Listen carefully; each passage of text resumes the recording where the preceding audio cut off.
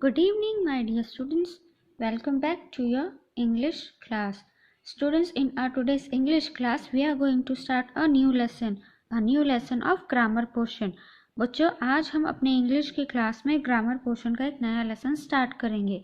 See, it's your lesson number 10. What is the name of the lesson? Composition. What is the name? Composition.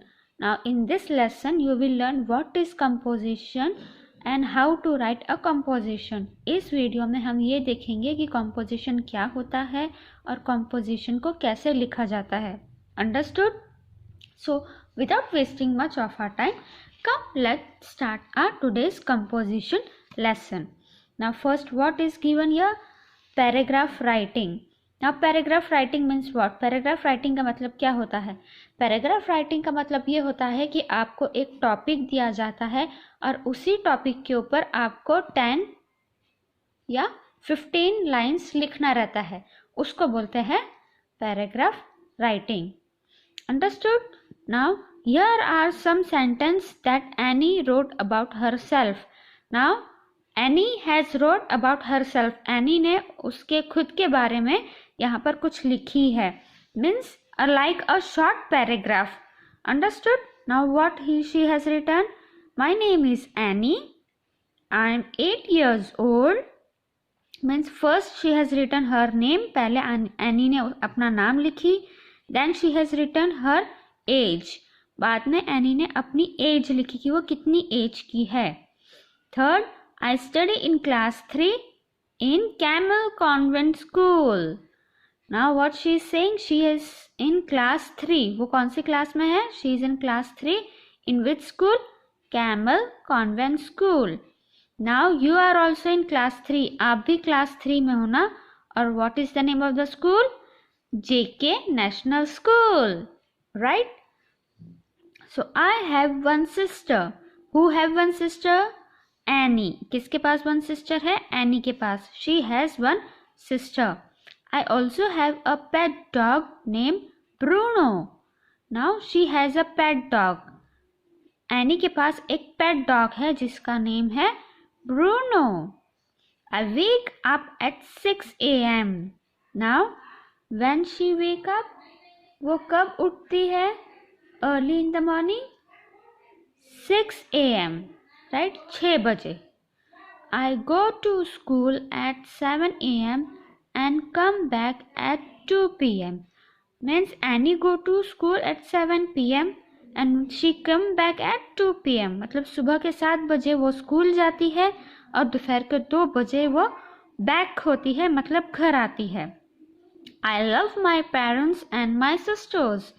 Now Annie love her parents, mama papa, and her sweet cute little sister, small sister.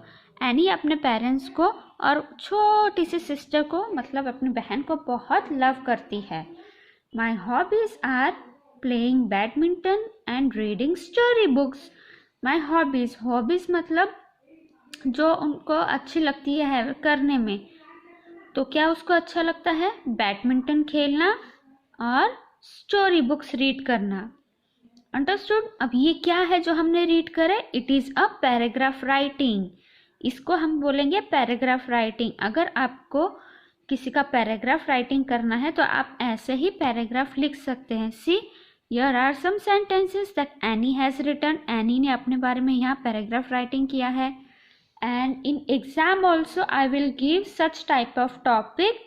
So practice it well in the house. आप घर में अच्छे से practice करिए क्योंकि exam में composition में आपको ऐसे टॉपिक्स मिल सकते हैं. Write paragraph writing on dash dash dash. So practice well in the house. Now let's move ahead. What is here? Now write similar sentences about your father. Write them in the form of a paragraph and give the heading My father.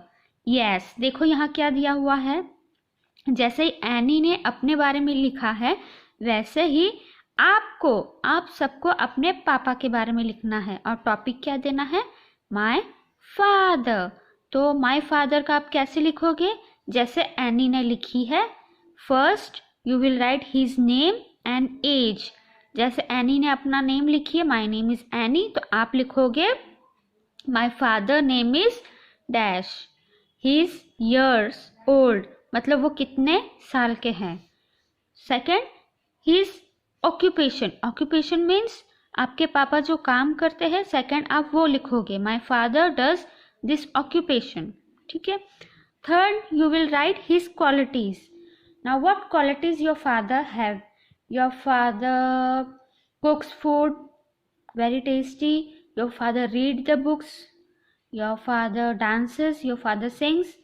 जो भी qualities आपके पापा में है वो qualities आप third point पे लिखोगे। Fourth point, how he helps you and other family members, means आपके पापा आपके फैमिली में आपको आपके फैमिली मेंबर्स को कैसे हेल्प करते हैं और कौन कौन सी जगह हेल्प करते हैं, ये आपको लिखना है। Understood? So this is your today's homework. ये लिख के आप अपने कॉपी का फोटो खींच के मुझे ग्रुप में सेंड करेगा। Okay, understood? तो ये आपका पैराग्राफ राइटिंग हो गया। तो आपको मैंने अभी बताया है पैराग्राफ राइटिंग कैसे लिखते हैं, पॉइंट वाइज लिखते हैं।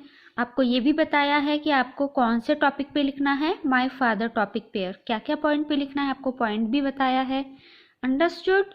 ये आपको हेल्प करेगा एग्जाम में। एग्जाम में एग्जैक्टली मैं टॉपिक्स दूंगी और आपको ऐसे ही पैराग्राफ राइटिंग लिखना है और होमवर्क भी करना है। Now next we will see, now a topic is also given here.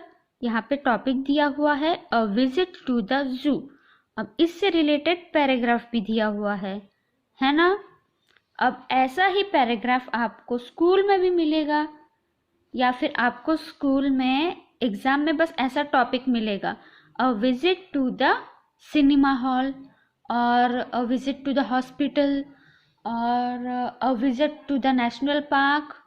ऐसे ही टॉपिक आपको मिलेगा और वो टॉपिक के ऊपर आपको ऐसे ही पैराग्राफ लिखना है।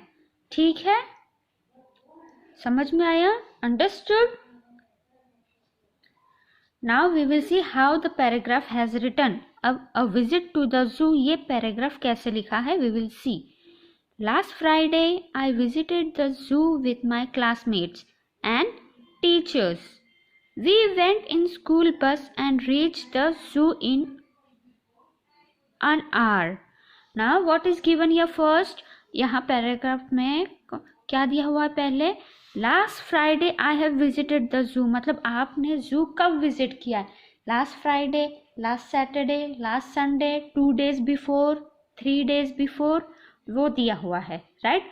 I visited my zoo with my classmates. आप किसके साथ जू में गए थे? क्लासमेट्स के साथ, फ्रेंड्स के साथ, फैमिली के साथ, मामा पापा के साथ, अंकल आंटी के साथ, right? We went in the school bus. अब आप स्कूल के साइड से जा रहे हो तो आप स्कूल बस में जा रहे हो, बट आप फ्रेंड्स के साथ जा रहे हो तो आप बाइक पे जा रहे हो, आप फैमिली के साथ जा रहे हो तो आप कार में जा रहे हो, या फिर आप मामा पापा के साथ जा रहे हो तो आप उनकी गाड़ी पे जा रहे हो। Understood?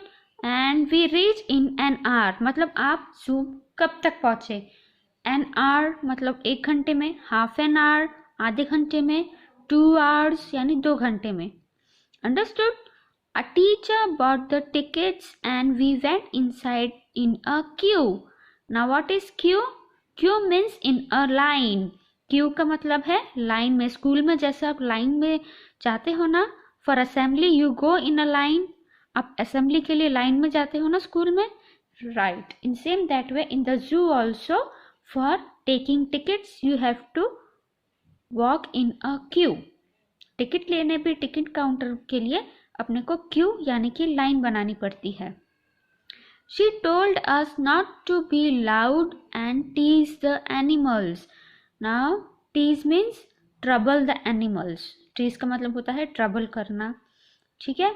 Now she told us means she means teacher. Teacher told us not to be loud and tease animals.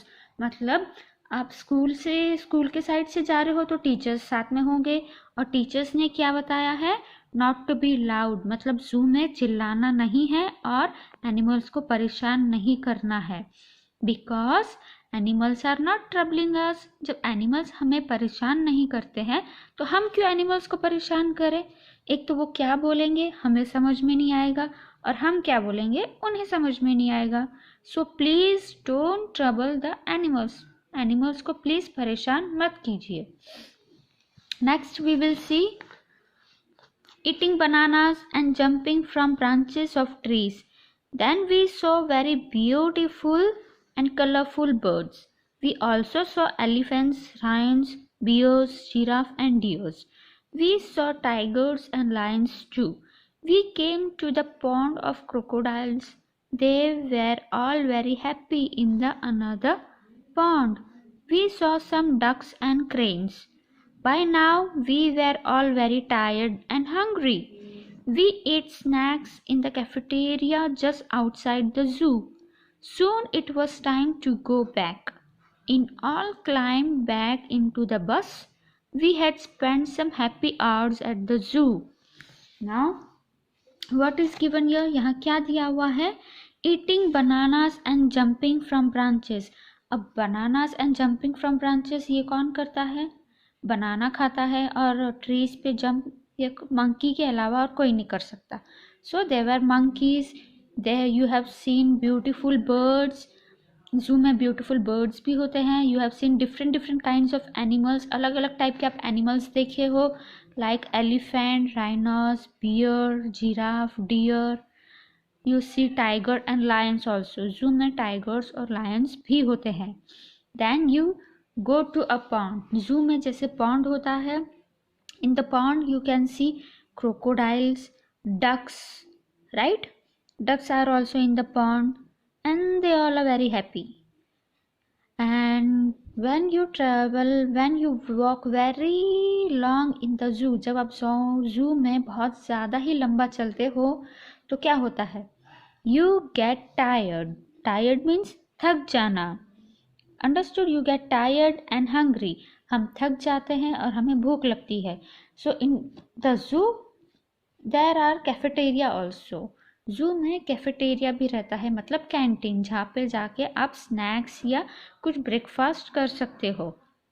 उसके बाद soon it was time to go back. We climbed back to the bus and we had spent some happy hours at the zoo. मतलब बहुत अच्छा time spend करने के बाद अब time था बैक, यानी कि बस में जाना. So you spend happy hours at the zoo. मतलब जू में जाने के बाद हमने बहुत ही अच्छे हैप्पी आवर्स स्पेंड किए. Understood? Now next is, now write about a visit to a fair in your notebook. ये आपको करना है. It's your homework again. ये आपका होमवर्क है. अब होमवर्क में आपको क्या लिखना है? A visit to a fair. Fair means जैसे आप मेले में जाते हो, मेले को फेयर बोलते हैं. So how you visit to the fair, उसमें आपको क्या क्या लिखना है और आप क्या कैसे फेयर में जाते हो, क्या क्या करते हो, उसको लिखना है. So first we will see, state where did you go and with whom. First point आपको लिखना है कि आप कहाँ गए हो और किसके साथ गए हो. ठीक है. हाउ डिड यू गो, मतलब आप फेयर में कहाँ कैसे गए हो. बाइक से गए हो, साइकिल से गए हो, बस से गए हो, कार से गए हो. ठीक है, बाय बस, कार और metro. What did you see there, मतलब आपने फेयर में, मेले में क्या क्या देखा है, उसके नेम्स लिखने हैं. Where did you go first, मतलब मेले में जाने के बाद आप फर्स्ट कहाँ गए हो, क्या खेलने गए हो या किसी की राइड करने गए हो. Did you visit some game stall, write about that. जैसे फेयर में कोई गेम स्टॉल होता है ना, अगर आप वहाँ गए हो तो उसके बारे में लिखो. Did you sit on the rides, जैसे राइड्स होते हैं as you can see in the picture, आप अगर ऐसे राइड्स में बैठे हो तो उसके बारे में लिखिए. How you enjoy the rides, मतलब आपने राइड्स को कैसे इन्जॉय किया, उससे रिलेटेड लिखना है. वेयर डिड यू ईट और व्हेन डिड यू रिटर्न, मतलब फेयर में, मेले में जाने के बाद आपको भूख लगी होगी तो आपने कहाँ खाना खाया और आप कब रिटर्न हुए. ये सारे पॉइंट्स आपको लिखना है. Understood? Now next, write as many words as you can write to describe the animal in the picture. इसका मैं PDF बना के आपको सेंड कर दूंगी तो आप लिख पाओगे. Understood? So here we end our today's lesson. It's the time to take leave. I'll see you in the next video. Till that time, stay safe, stay home, stay healthy, be happy. See you soon. Bye.